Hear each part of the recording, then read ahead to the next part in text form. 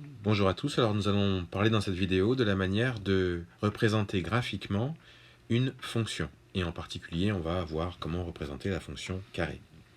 Alors, première chose à faire, c'est de prendre votre calculatrice. Vous avez ici plusieurs menus, donc vous allez aller dans le menu fonction. On fait OK. Dans le menu fonction, vous avez ajouté une fonction, ici. Donc ensuite, on va faire OK.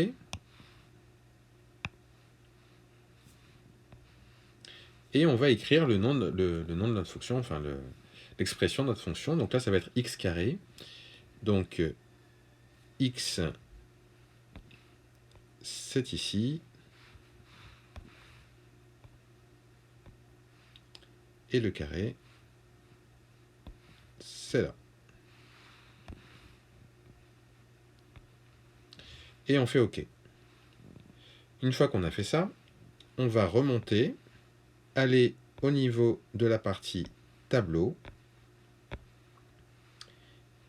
et là faire OK. Et ce que vous obtenez ici, c'est une succession donc de valeurs de x, vous en avez plusieurs, et vous avez la valeur de f de x qui correspondent. C'est-à-dire que comme f de x est x carré, c'est que vous avez le carré de tous les nombres ici. Alors à quoi vont nous servir ces nombres-là ? Eh bien à construire les points sur un graphique. Alors je vais vous le faire à la main, ce ne sera pas très beau, mais bon, le principe il est là. Voilà. Alors, si vous regardez le premier nombre que vous aviez, c'était 0, 0. Donc déjà, 0, 0, il va ici. Deuxième nombre que l'on a, je vais peut-être faire juste quelques graduations, parce que sinon on va avoir du mal. Deuxième nombre que l'on a, c'est 1, 1. Donc 1, 1, je rappelle qu'il faut commencer par regarder l'abscisse ici, et après l'ordonnée. Donc 1, 1, ça va être le nombre qui est ici.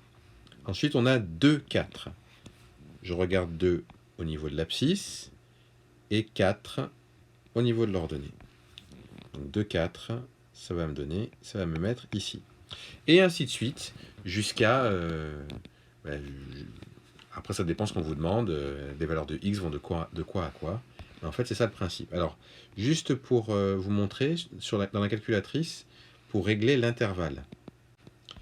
Parce qu'en fait, ici, il y a cette option-là de régler l'intervalle. Ça vous permet de savoir les x vont de combien à combien.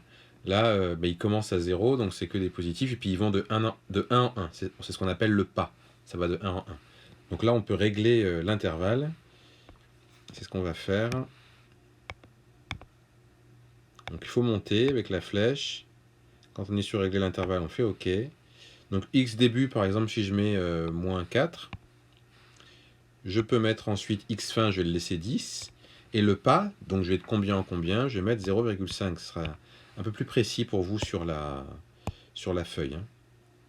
Alors, 0,5. Voilà. Et je valide.